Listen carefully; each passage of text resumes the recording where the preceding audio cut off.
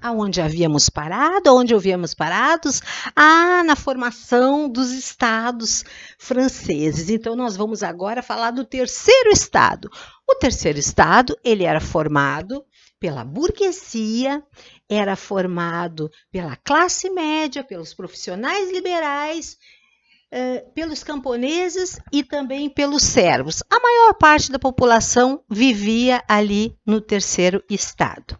Agora vamos dar uma olhadinha como estava a França, o país francês.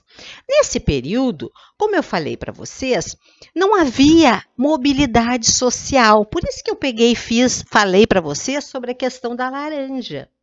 Que aquela menina queria botar laranja aqui, mas ela não podia fazer as leis. Por quê? Porque ela era uma plebeia, ela poderia ser uma camponesa, ela poderia ser até uma pessoa comerciante que tivesse um pouquinho de dinheiro, só que ela não podia optar nas leis, ela não poderia mexer ali, opinar. Então, isso tudo era muito difícil para aquelas pessoas que estavam pensando a respeito dessa sociedade, não concordando muito com essa sociedade. Isso quer dizer que era uma sociedade estamental e que não tinha mobilidade social. Se tu fosse pobre, pobre tu ficaria. Se tu fosse servo, servo teu filho seria. Se tu fosse da nobreza, nobre tu seria. Se tu fosse sangue azul, teu filho também assim nasceria. Então, o que vai acontecer? Esse povo não está gostando muito disso, mas durante muitos anos foi assim. Por quê? Porque durante muitos anos ainda não tinha se desenvolvido certos pensamentos. Que pensamentos são esses? São um pensamento que a gente diz assim, pensamento igualité, fraternité e liberté. Esse pensamento vai ser o pensamento que vai caracterizar e que vai ser o pensamento, o lema da Revolução Francesa. Isso o que quer dizer? Quer dizer que aquelas pessoas que não tinham liberdade de comércio, que não tinham liberdade de expressão, que muitas vezes tinham um julgamento diferente daqueles que faziam parte do primeiro estado e do segundo estado, muitas vezes sem direito a uma defesa, agora poderiam ter. Então, isso seria algo mais justo. Sendo assim, várias pessoas com seus vários interesses se juntaram numa causa comum: derrubar o absolutismo do rei. O que é absolutismo? É quando um rei, ele manda sozinho em tudo, ele é aquele que as leis vão ser feitas e executadas por ele. Vocês lembram do pensamento do Montesquieu? Lembram disso? Esse pensamento, ele é um pensamento que ele diz assim, que as pessoas devem dividir as suas funções, as suas cargas, para não ficarem tão pesadas. Sendo assim, as leis elas devem ser divididas entre o poder executivo, legislativo e judiciário, e não ficar só na mão do rei. Então, por isso, essa revolução ela vai ser muito influenciada pelas ideias que vêm lá do iluminismo que nós já conversamos. Na França, existia algo, como era uma sociedade muito agrícola, ocorreu uma grande seca, o gado morreu, as pessoas estavam passando necessidade no campo, não havia alimentos, a falta de alimentos gerou um aumento dos alimentos, um aumento do custo de vida, e os impostos subiram. E o que vai acontecer?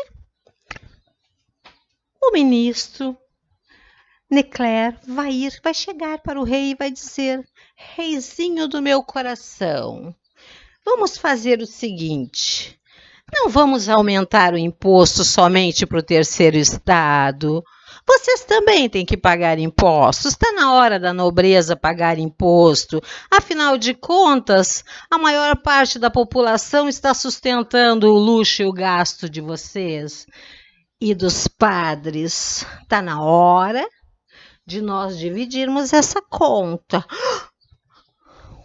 O rei levou um susto e disse assim: nada disso, saia daqui! Despediu ele, mas mesmo assim, aqueles que eram contra o rei foram para uma sala e ali eles vão formar uma assembleia. O que é uma assembleia? Essa assembleia vem lá da antiga Grécia. A assembleia é um juntamento de pessoas para deliberarem alguns assuntos. Depois da assembleia, eles formam algo chamado constituinte. A constituinte vai ser um conjunto de leis. E essas leis vão ser as leis que vão formar a base de todas as ações dos poderes que vão estar ali em jogo, né? Depois essa constituinte é a base da forma como as pessoas devem se portar diante da sociedade, diante das instituições. Isso quer dizer que nós devemos respeitar aquelas leis ali, porque aquelas leis elas foram feitas por várias pessoas juntas e elas concordaram que aquelas leis seriam as leis maiores do país. Assim formou-se lá uma constituinte. E enquanto isso, o rei deu no pé, o rei foi embora. E aí alguém trouxe o rei e o povo viu o rei, trouxe o rei de volta. Rei, tu vai ficar aí no castelo? O rei tentou fugir, ele ficou com medo, não concordando com tudo aquilo ali, tentou fugir. Mas ainda era cedo, porque o rei, ele apenas ia continuar no carguinho dele, mas ele ia obedecer uma constituinte. Então, nesse momento, é formado uma monarquia constitucional. O que quer dizer isso? Quer dizer que o rei vai obedecer uma constituição. Nessa constituição, tinha o direito do homem e do cidadão, que dizia que todo homem é livre, né? Então a servidão ela foi abolida, não vai ter mais servos. Professor, o que é servo? Meu filho, vai estudar lá sobre o feudalismo, que eu já disse o que é servo, tá? Servo é aquele que tem um monte de obrigações para com seu senhor. A servidão, ela durou praticamente toda a Idade Média e mais um pouco em alguns lugares, como eu já tinha falado aquilo ali, né? Nós vamos ter ali um monte de coisa, manso, talha, senhor feudal, os vilões, todo aquele grupo ali de pessoas, aquela sociedade. Então, aqui na França, aquilo já está começando a ruir.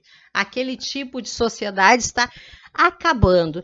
Na verdade, nós estamos entrando agora para uma sociedade de classe, para uma sociedade burguesa.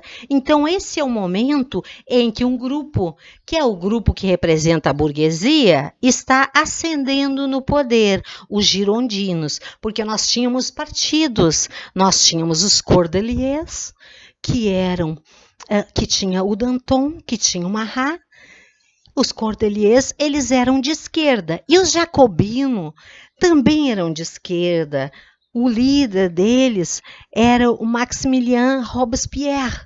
Esse homem era o líder dos jacobinos. Então, nós tínhamos essas pessoas, esses partidos. Os jacobinos, eles ficavam do lado da esquerda da Assembleia e os girondinos ficavam do lado da direita. Daí que veio o termo direita e esquerda. Gente, só um pouquinho, eu vou parar com esse vídeo que está muito grande, né? E vou continuar depois a nossa história, certo?